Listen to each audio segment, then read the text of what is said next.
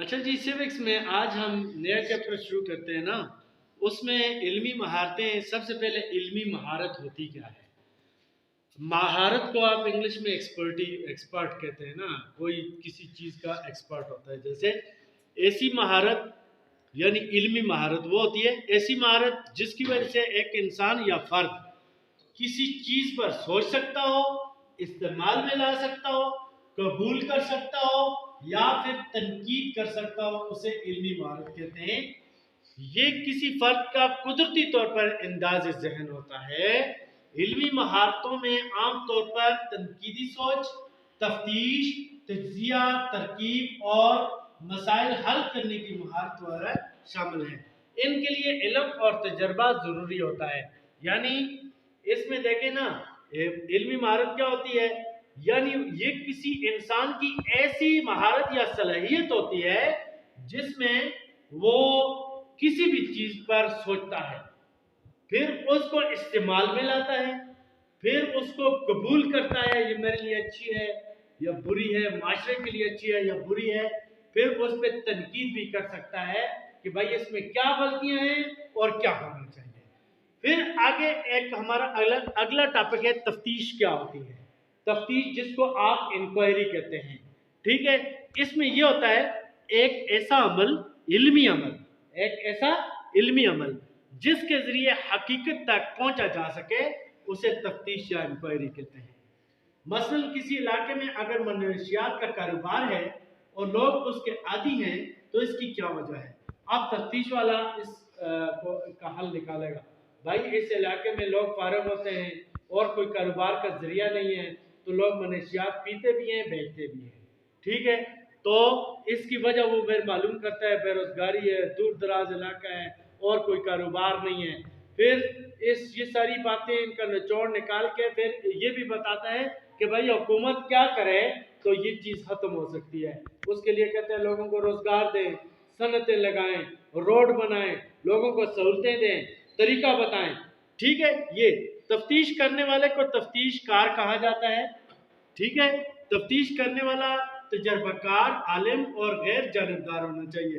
ایک تو اس کو تجربہ ہو، پھر علم رکھتا ہو اور غیر جانبدار ہو. یہ نہ ہو کہ بھائی اپنی مرضی ٹھوسے اور یا کسی پارٹی کی حمایت کرے. حقیقت تک پہنچنے کا نام بھی تفتیش ہوتا ہے. اس لیے اس میں ہر مرحلہ اور کام واضح ہوتا ہے، کوئی چیز خفیہ نہیں رکھی جاتی. آگے تفتیش یا انکوائری کے مرحلے کون کون سے ہیں؟ اب پہلا مرحلہ ہوتا ہے مسئلے کی نوعیت.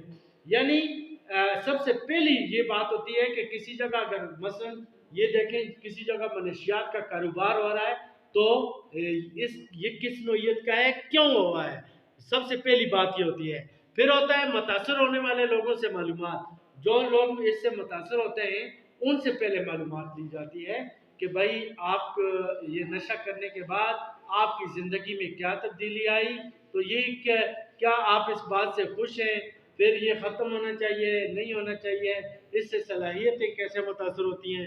پھر سوال نامہ تیار کیا جاتا ہے مسئلے کے بارے میں، اس سے ریلیٹڈ سوال، پھر ان کے لوگ جواب دیتے ہیں.